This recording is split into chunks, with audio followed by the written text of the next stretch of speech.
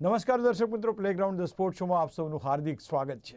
આજે ખાસ કરીને ખેલો ઇન્ડિયા યુથ ગેમ્સની વાત કરી છે, કારણ કે જે રીતે ભારતમાં રમતગમતને પ્રોત્સાહન મળી રહ્યું છે અને જે રીતે ઇન્ફ્રાસ્ટ્રક્ચર તૈયાર થઈ રહ્યું છે, ક્યાંક ને ક્યાંક હવે ખેલાડીઓને આગળ વધવામાં બહુ ખાસ તકલીફ પડતી નથી. એટલે તમારી પાસે પોટેન્શિયલ હોય, તમે ખરેખર સારા ખેલાડી હોય તો તમે ચોક્કસ આગળ વધી શકો છો. ખાસ કરીને રમતગમતને તમે કારકિર્દી તરીકે પણ લઈ શકો છો. એટલે ખાસ આજે વાત કરવી છે ખેલો ઇન્ડિયા યુથ ગેમ્સની, કારણ કે એક પછી એક જેમ આપણે અહીંયા ખેલ મહાકુંભ છે, એ આ એક રમતોનો મહાકુંભ છે જે રાષ્ટ્રીય સ્તરે આયોજિત કરવામાં આવે છે અને અહીંયાથી આપણને ઘણા બધા સારા ખેલાડીઓ મળી રહે છે. કોરોનાનો કહેર ઘટવાની સાથે જ રમતગમત જગત ધબકતું થઈ ગયું છે.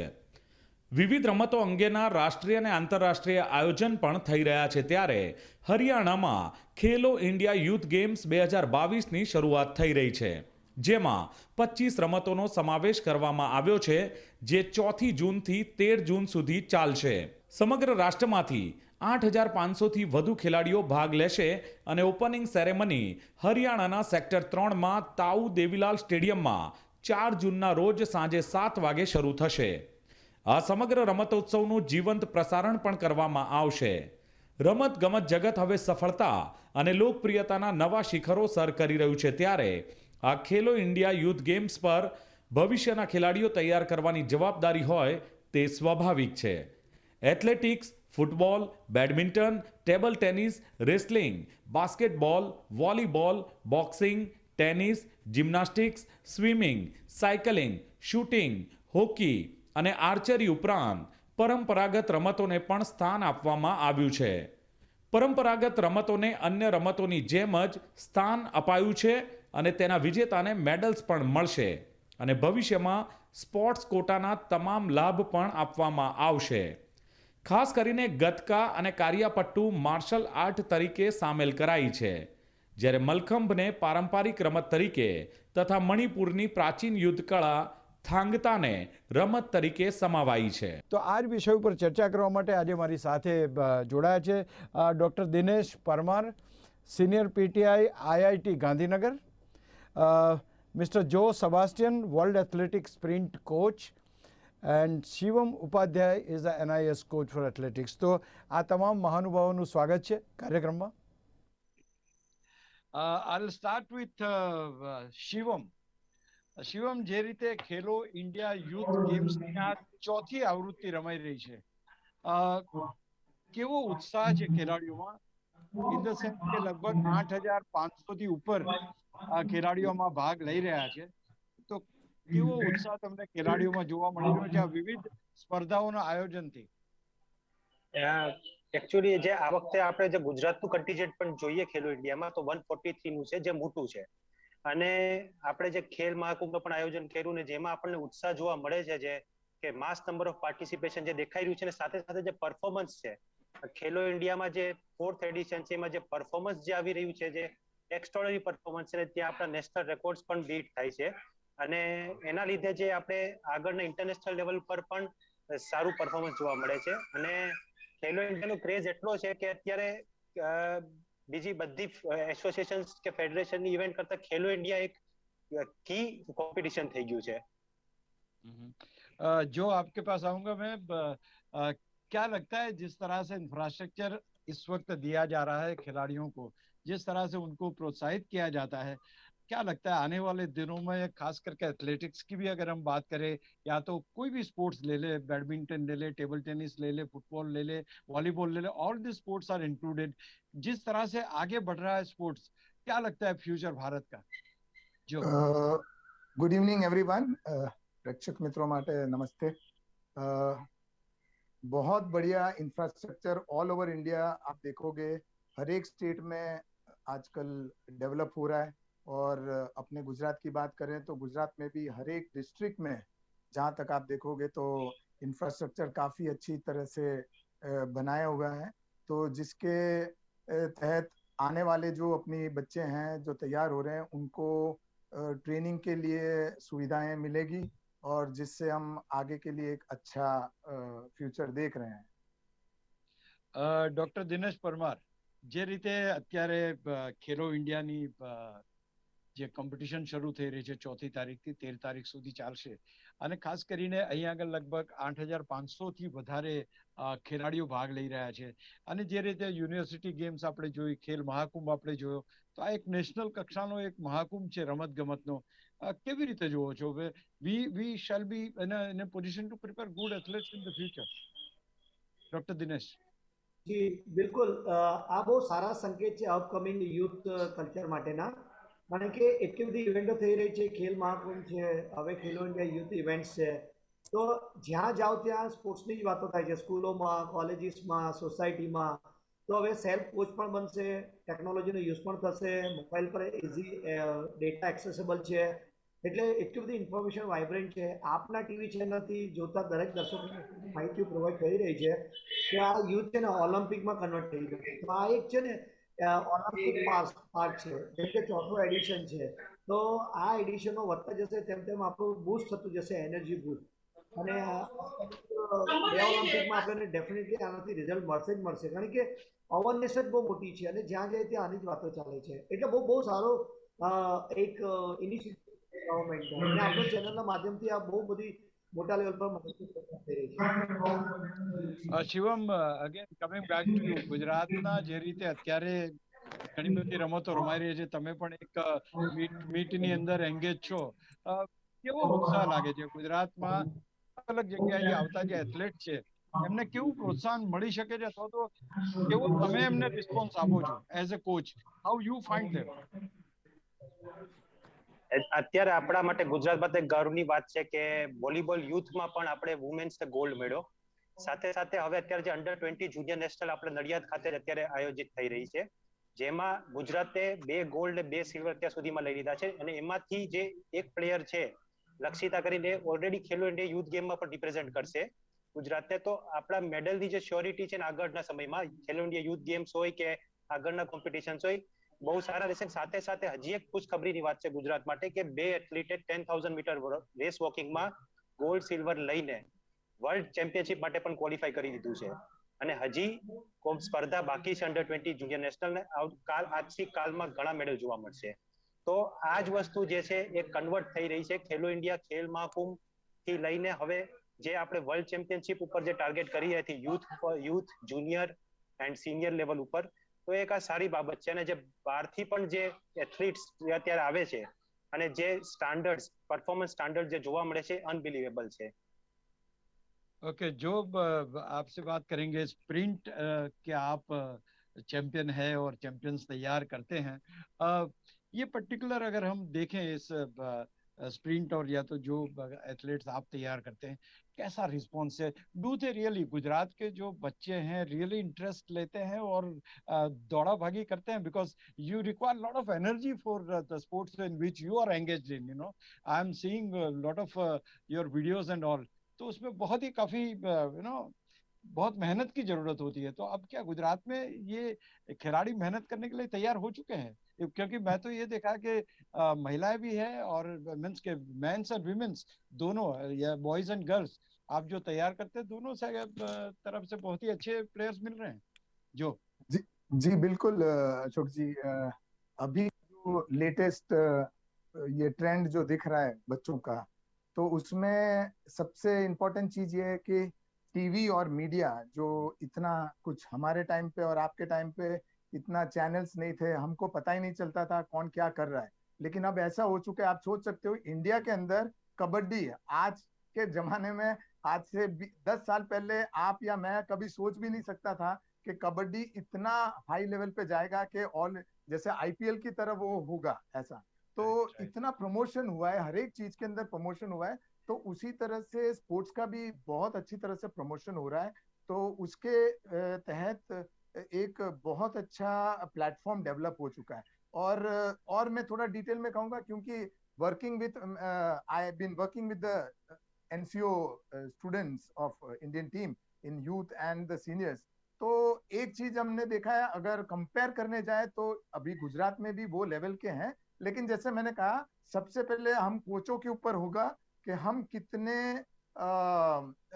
इसके शिद्दत के साथ इन प्लेयर्सों को ले रहे हैं. जैसे मैंने पहले भी कहा 20 साल के बच्चों को लेकर अगर हम 16 साल में डालकर हम मेडल ला रहे हैं, फिर हम यहाँ पे बोल रहे हैं, वो ऐसा होगा तो नहीं होगा। लेकिन अभी जिस तरह से एएफआई ने खुद, आपको पता होगा, सिस्टम इतना बढ़िया ले आया है कि द मोमेंट फर्स्ट टाइम आप खेलते हो तो आपका पूरा रिकॉर्ड, जैसा आधार कार्ड होता है, पासपोर्ट होता है, उसी तरह से आपका एक पूरा डॉक्यूमेंट बन जाता है। तो उसके तहत क्या है कि राइट एज, सबसे इंपॉर्टेंट चीज ये है कि राइट एज। अब इंफ्रास्ट्रक्चर हो, सब हो, लेकिन आपका जो स्टार्ट करने का जो तरीका है या सिलेक्ट करने का तरीका है, वही अगर गलत होगा तो ये बच्चे बाय द टाइम, हम किसको देखते हैं, we are not looking forward to youth games और छोटे लेवल के, we are looking forward open level, जो अपने एशियन गेम्स बोलेंगे, वर्ल्ड चैंपियनशिप बोलेंगे, या Olympics at the higher level. तो उस लेवल तक पहुंचते पहुंचते ये बच्चे जो हैं वो बूढ़े हो जाते हैं, क्योंकि 21 साल के अंदर, अभी खेलो इंडिया की बात करें तो उसी पे ही बोलूंगा, निसार अहमद जब फर्स्ट टाइम दौड़ा था, I was there at Delhi, जब उसने किया था तो बाद में पता चला कि he was over age, and अभी वो निसार अहमद दिखाई नहीं दे रहा है। हमारा हुसैन बोल्ट था इंडिया का, तो क्या मतलब हुआ। तो सिर्फ इंफ्रास्ट्रक्चर होने से और ये नहीं, सबसे इंपॉर्टेंट हमारे इस लेवल के कोचेस को हम डेवलप करें, और सरकार भी उस तरह का प्रायोजन करे जिसके अंदर राइट एबिलिटी, राइट पोटेंशियल वाले बच्चे जो हैं उनको हम आगे लाएं। ऐसा नहीं होना चाहिए कि एकेडमी के बच्चे हैं उनको हमारे, अभी आपने देखा होगा हमारे बच्चे उनको मार रहे हैं, तो उसका मतलब क्या हुआ, there is talent even in the other people. तो ऐसा नहीं होना चाहिए। Let the best of the athletes from Gujarat और ऑल ओवर इंडिया, चाहे वो एकेडमी में हो, प्राइवेट कोचिंग में करते हो, उनको आगे बढ़ने का तक मिले। तो डेफिनेटली आज के बच्चे मेहनत करने के लिए तैयार है। गवर्नमेंट उसके पीछे पूरा, गुजरात गवर्नमेंट को हैट्स ऑफ मैं बोलूंगा, इतना सपोर्ट करती है कि इतने सारे इंफ्रास्ट्रक्चर सब कुछ बनाया हुआ है, लेकिन वो इंफ्रास्ट्रक्चर कितना अवेलेबल होता है, ये एक क्वेश्चन मार्क है। तो अगर वो भी अवेलेबल होने लग जाएगा तो मुझे नहीं लगता है कि कोई भी तकलीफ हो सकती है अपने बच्चों को। yesterday Lakshita had got silver in 1500, Drishti from Baria Academy took gold in 5000, last year उसका सिल्वर था, आज गोल्ड किया। और जैसे मिस्टर शिवम ने कहा, आज भी 2 एक मेडल आए, और भी हम उपेक्षा कर सकते हैं अपने गुजरात से भी अच्छे आने के लिए। लेकिन एट अ हायर लेवल आप देखोगे, प्रिया मोहन को आज आपने देखा, तो ये सारे वो एथलीट्स हैं जो इंडिया के लिए आगे जाकर वर्ल्ड लेवल पे अपने को मेडल्स ला सकते हैं। तो definitely I see a very positive rise, and all credit goes to the government and the coaches who are working behind these athletes. Doctor Dinesh, ખાસ કરીને જે એક બહુ અગત્યની વાત કરી જોઈએ કે ભાઈ એજ ફેક્ટર, જે પહેલા ઘણી વખત એવું બનતું હતું કે જે વખતે એજમાં ક્યાંક ને ક્યાંક માથાકૂટ થતી હતી અથવા તો અંડર એજ, ઓવર એજ, આ બધા ઇશ્યુઝ આવતા હતા. અત્યારે આટલું બધું આપણી પાસે ટેકનોલોજી છે, do we have enough sort of A technology કે આ બધી વસ્તુ ઉપર આપણે કંટ્રોલ કરી શકીએ, ડોક્ટર દિનેશ? હાજી, પહેલા આપણે જોઈએ તો બોર્ન ટેસ્ટ, ટીથ ટેસ્ટ, એ બધા ટેસ્ટ થતા હતા જેનાથી આપણે વેરીફાઈ કરતા હતા કે આની એજ બાર શું છે. અને એ તો હવે બહુ સીધું સાધું ગણિત છે કે આપણે 140 બિલિયન પીપલ છે તો આપણે સમસ્યાઓ પણ એટલી જ રહેવાની છે. એટલે ટેકનોલોજી તો એનું કામ કરે જ છે, પણ એની સામે સ્માર્ટ લોકો પણ ફિલ્ડમાં તો ઉતર્યા જ છે. પણ એન્ડ ઓફ ધ ડે તો ગવર્મેન્ટને બધા એક્ટિવલી વર્ક કરવાનું જ છે. અને આવવાવાળા સમયની અંદર, જેમ કે હમણાં જોયું, બહુ સારી સારી વાત કરી કે આપણે 10-15 યર્સ પાછળ જઈએ, કોઈ વિચાર્યું હતું કે શૂઝ પહેરીને કબડ્ડી રમવાનું આવશે, અને એ કબડ્ડી રમે છે તો 8000 CRનું એ પ્રોડક્શન હાઉસ થઈ ગયું છે આજે. અને આજે આપણે ટીવી પર બધા જોઈએ છે, અને ગ્લેમર માર્કેટિંગ ઘણું બધું છે. એટલે એ જ રીતે ટેકનોલોજીની હેલ્પથી આપણે બહુ બધા એજ બારને આપણે ઘણું બધું આપણે પકડી શકીશું. હું એક ઇન્ડિયન ક્રિકેટરની વાત કરીશ કે જે મોટેરા સ્ટેડિયમની અંદર પ્રેક્ટિસમાં હતા, અને એમણે NCAમાં એમનો જવાનું હતું ટ્રેનિંગમાં. તો એમના રાઈટ રેસ્ટની અંદર ફ્રેક્ચર હતું, એટલે ફિઝિયો જોતો હતો. એનો આખો રિપોર્ટ એણે NCAના ફિઝિયોને મોકલ્યો. એટલે જ્યારે એ ક્રિકેટર ત્યાં ગયો ત્યારે એની ટ્રીટમેન્ટ થતી હતી. આજે ટેકનોલોજી એ કામ કરી શકે છે. સપોઝ સેબેસ્ટિયન જો પાસે કોઈ પ્લેયર છે તો એના આખા ડેટાના સેમ્પલ છે એ પૂરેપૂરા AIFમાં એ મોકલી શકે છે. એ પ્લેયરની પ્રોફાઇલ પરથી એને ટ્રેન કરવાનું ઇઝી થઈ જાય છે. એને ફોરેનમાં મોકલે તો એ કોચને ઇઝી થઈ જાય છે, નહીં કે નવેસરથી લે. એટલે ટેકનોલોજી ડેફિનેટલી કામ કરી રહ્યું છે, રન કરી રહ્યું છે. અને હવે બધી યુનિવર્સિટીઓ પણ ઇનિશિએટ કરી રહ્યું છે. મોબાઈલ વેન આવી ગઈ છે અને કેટલા બધા કોર્સીસ આવી ગયા છે. એટલે મને એવું લાગે છે કે જો ગવર્મેન્ટ હવે એક સ્પોર્ટ્સ સાયન્સ લેબ થોડું એની પર કામ કરે, એટલે ઇન્ફ્રાસ્ટ્રક્ચર્સ ડેવલપ કરી દીધું, પ્લેયર્સ પર કામ ચાલુ થઈ ગયું, પોલિસીસ ક્રિએટ થઈ ગઈ છે, ફંડિંગ થઈ ગયું છે, પણ એક સ્પોર્ટ્સ સાયન્સ લેબ જો જનરેટ થાય અને ત્યાંથી જ આખું એ ફિલ્ટર થઈને જાય તો કદાચ આપણને બધી એરરો ઓછી આવશે. જે ઇન્ડિયન ગવર્મેન્ટ બીટ કરવા જઈ રહ્યું છે 2036ના ઓલિમ્પિક માટેનું, તો આપણે એને બહુ સારા પરિણામો મળી શકે ટેકનોલોજીના માધ્યમથી સ્પોર્ટ્સ સાયન્સમાં. શિવમ, તમારા ઇનપુટ આની પર, કારણ કે હું માનું છું ત્યાં સુધી ઘણા બધા એવા ગેજેટ્સ છે આપણી પાસે કે જ્યાં ખેલાડીઓની ઉંમર હવે સાચી રીતે આપણે એ કરી શકીએ. એટલે જે પહેલા જે વસ્તુ બનતી હતી આપણા, અથવા તો આપણે જે સાંભળી છે એ અત્યારે તો ઘણી બધી રિડ્યુસ થઈ ગઈ છે. What exact steps are been taken, Shivam? Actually હવે જે અહીંયા આપણે મીટ થાય છે, જે એથ્લેટિક ની AFI ની મીટ થાય છે, તો ડેફિનેટલી પહેલા મેડિકલ કે એજ વેરિફિકેશન ટેસ્ટ થાય છે. અને સાથે સાથે જે એજ વેરિફિકેશન નો જે ઓવર એજ નો જે છે એ 1 વર્ષમાં કે 5 દિવસમાં આપણે એને નહીં સુધારી શકીએ. એના માટે આપણે 5 થી 6 વર્ષની પ્રોસેસ હશે કે જેમાં જે લીગલી જે ડોક્યુમેન્ટ છે કે જે AFI કાર્ડ બને છે, UID કાર્ડ બને છે, અને એના થ્રુ આપણે જાશું તો 5 થી 6 વર્ષ લાગશે આમાં. તો આવતા 2036 આપણે ઓલિમ્પિક ટાર્ગેટ કરીએ તો ડેફિનેટલી એમાં આપણને બેનિફિટ જોવા મળશે. અને સાથે સાથે જે ખેલો ઇન્ડિયાની સ્કીમ છે એમાં પણ જો ટેલેન્ટ આઈડેન્ટિફિકેશન થાય છે તો સાથે સાથે એમાં એજ વેરિફિકેશન ને મેડિકલ કરાવવામાં આવે છે પહેલા. પછી સ્ટેપ એ પ્લેયર છે, ટેલેન્ટેડ પ્લેયર એ ખેલો ઇન્ડિયા માટે કે ખેલો ઇન્ડિયા જે છે એ સ્કીમ માટે અવેલેબલ થાય છે, ટ્રેનિંગ કરી શકે છે આગળ. તો જે ગવર્મેન્ટ હવે જે ઇનિશિયેટિવ લઈ રહી છે, જે એસોસિએશન છે, ફેડરેશન જે કામ કરી રહ્યા છે આની ઉપર, એ બહુ અગત્યનો રોલ અત્યારે આપણા ઇન્ડિયા માટે કરે છે કે આનાથી જે આવનારા સમયમાં આપણને જે ટેલેન્ટ છે, જે પ્યોર ટેલેન્ટ જે જોવા મળશે એ લોંગ ટર્મ માટે સારું જોવા મળશે. તો જે એજ વેરિફિકેશન છે એ છેલ્લા હું 2 વર્ષથી આપણે જુનિયર નેશનલ્સ આમાં જાઉં છું, તો એજ વેરિફિકેશન છે ફર્સ્ટ સ્ટેપ છે કોઈ બી કોમ્પિટિશન રમવા માટે. તો એનાથી પ્લેયરને મેડલ સેરેમની પછી પણ મેડલ લેવામાં આવેલો છે. 2020માં ગુવાહાટીમાં જુનિયર નેશનલમાં પણ ઘણા મેડલ છે જે લેવામાં આવેલા છે પાછા. અને સેમ વસ્તુ અત્યારે નડિયાદ ખાતે પણ એજ વેરિફિકેશન અત્યારે થાય છે પહેલા, પછી જે કોમ્પિટિશન ઉપર ઉતરે છે. અને સાથે સાથે નાડાવાળા પણ અહીંયા અવેલેબલ છે, તો ડોપ કંટ્રોલનું પણ સારું ઇનિશિયેટિવ અત્યારે લેવામાં આવે છે. પણ આપણે એક દિવસમાં નહીં સુધારી શકીએ, આના માટે આપણે 1 વર્ષ, 2 વર્ષ કે 3 વર્ષ લાગશે. राइट जो एक बहुत ही इंटरेस्टिंग बात मैं आपसे पूछना चाहता हूँ, देयर आर 4 रीजनल जो ऐसा खेल इंक्लूड किया गया है जो नॉर्मली एक गतका करके है, कारियापट्टू करके, मलखम्ब है और योगा है. These 4 games are been included in this Khelo India youth games. Do you feel इस तरह के जो लोकल गेम्स है या तो सर्टन एरियाज में खेले गए जो गेम्स है उसको इंट्रोड्यूस करने से कुछ ज्यादा प्रभाव होगा? और या तो क्योंकि इनको ये भी कहा गया है कि भाई इनको जो प्राइजेस मिलेंगे या तो जॉब मिलेंगे जहां कहीं भी जीतेंगे वो, तो they will be acknowledge the similar way as other athletes. तो ये एक तो मलखम्ब तो हम जानते हैं, सब देखा हुआ है. एक योगा है, गतका करके, ये सब मार्शल आर्ट की जो फॉर्म्स हैं. तो यू फील, हाँ फॉर्म्स है, यू फील दैट ऐसा लोकल गेम्स जो है वो अगर इंक्लूड करते हैं तो उसका कुछ प्रभाव ज्यादा पड़ेगा, या तो they will have some more enthusiasm to join the sports?